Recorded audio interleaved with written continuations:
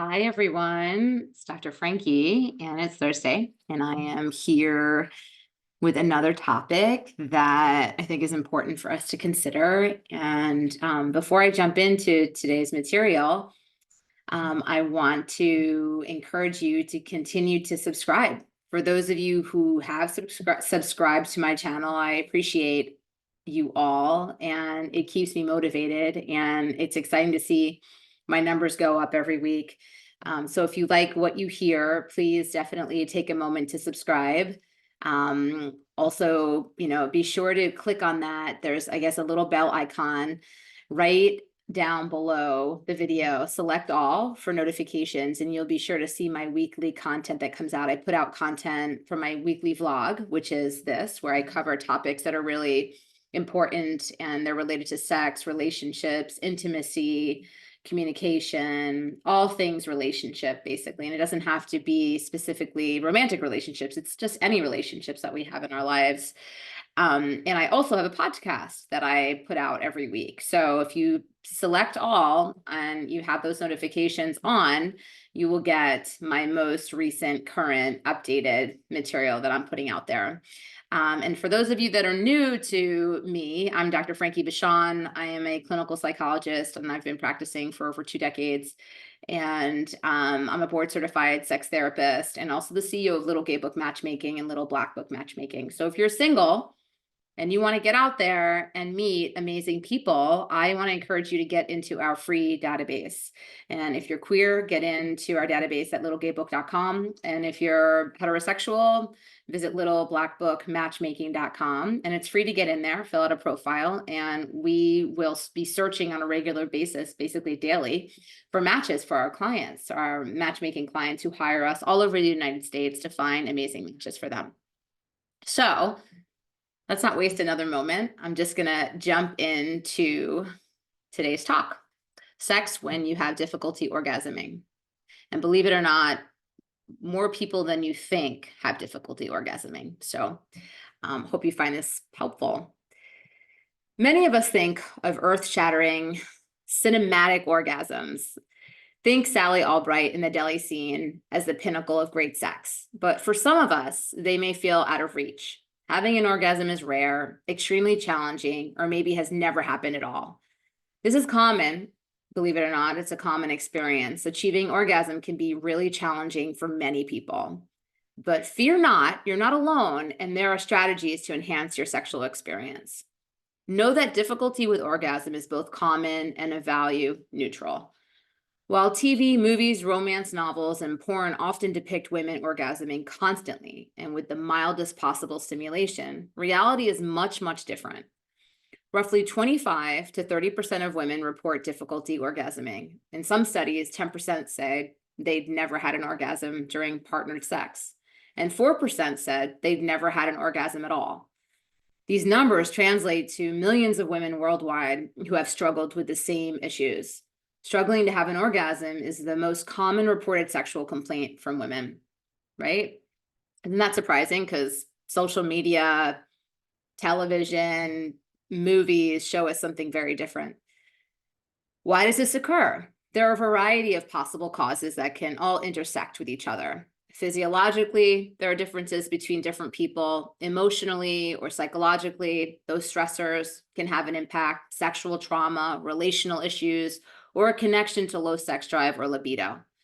It's normal for orgasmic experiences to fall along a bell curve, like many things, right? Most people are somewhat in the middle, but there will always be some people with experiences at either end of the spectrum, those outliers. It's important to keep in mind that if you're struggling to have an orgasm, regardless of the specific reasons, it does not mean there is something wrong with you or that you're broken. Hear me say this again. It does not mean that there's something wrong with you or that you're broken. Orgasming is a complex and delicate physiological, my tongue is like tied. I've been talking all day long with clients. So physiological response, and it's an extremely normal thing to have difficulty doing. Much like rolling your tongue or whistling. Funny enough, that just happened to me. If you're the partner of someone who's having difficulty orgasming, It's important to remember that this is likely out of their control and that increased pressure is likely going to make the situation much more stressful and not any better. Even if your only intention is to help, single-minded focus on why your partner isn't orgasming and what you could do to change that will only make everyone more anxious and stressed out. Sex and orgasms aren't the same thing. It's entirely possible and even common to have a fulfilling and healthy sex life that isn't centered around orgasming. Isn't that surprising? I bet you're thinking, really? But yeah, it's true. Ask your partner directly how they feel about orgasms during sex and how they'd like you to navigate this topic, and take their response at face value. If orgasming is a goal, know that you have options. Again, it's perfectly normal not to orgasm during sex. And as long as you feel fulfilled and stimulated by your sex life, you don't need to change a thing. If orgasming or orgasming more often or more easily is of interest to you, though there are a range of things you can try, one to consider is masturbating more and more seriously. To be clear, difficulty orgasming isn't a failure on your part. You aren't doing something wrong.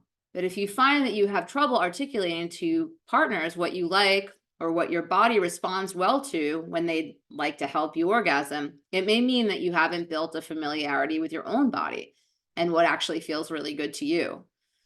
Masturbating regularly and with intention, bringing as much thoughtfulness and effort to it as you would to partnered sex, can help you really get to know what turns you on, both physically and mentally. Because a lot of it too happens in the mind. A lot of it is mental, and help make partnered sex even that much more amazing, as well as teaching you what your body needs to orgasm, because it's very personal. Everybody's really different, and there's such a range. Like, for example, some people need a lot of pressure and a lot of stimulation, and some people need to have very little and have it be gentle and soft and so on. Approach your wellness and your body holistically.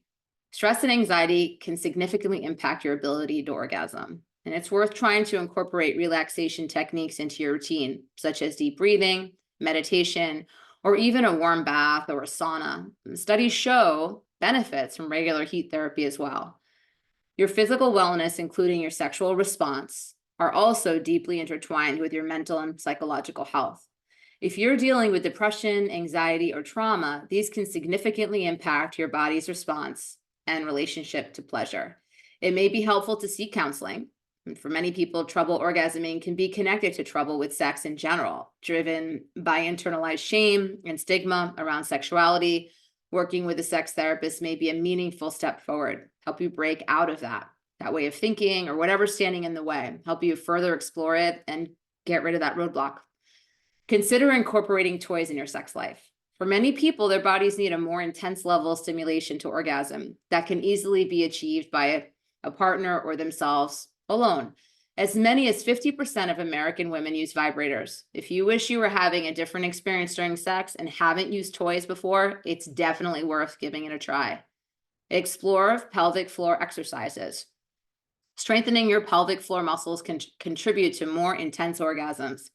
Taking on regular Kegel exercises can enhance muscle tone and increase sensitivity, could impact your experiences during sex. Working with a sex therapist, gynecologist, or healthcare professional can help ensure you're doing these exercises safely and professionally. Ask your OBGYN for a referral. It's not unusual for folks to ask for that. Know that pleasurable sex doesn't begin and end with orgasms. Sex is about pleasure, and in the case of partnered sex, connection. Neither of these require orgasms, people. Neither of them require orgasms, because we get really focused on having our partner orgasm. And we just I think sometimes we just need to let that go and just recognize that it's enjoyable having the opportunity to connect with one another, touch one another, feel that stimulation. Sometimes that's just good enough. For many people, the best sex of their life didn't include an orgasm. For just as many, sex that did include an orgasm was overall terrible or even traumatic. If you've tried everything above that I've just stated or have no interest in trying any of it, it's crucial that both you and your partner or partners understand that this doesn't diminish anything about your sex life or its quality. You determine what constitutes good sex. Even if your partner has staked their sexual self-worth on a fantasy of providing multiple orgasms every single night, If you've defined your desired experience during sex as one that's focused on overall pleasure rather than an orgasm specifically, then you need to respect that. And they need to respect that. You both need to accept that. And just know that it's about connection. And many people don't orgasm. And it's something that can be really challenging. So give yourself love, give each other love. And yeah, hopefully you take away something helpful from today's talk. And if you know somebody that struggles in this area, please share my talk with them. If you have questions about what I've just covered or comments, I encourage you to post them below and I'll do my best to respond. And in the meantime, I look forward to seeing you all next week. And thanks so much for showing up. And I will see you then. Take care.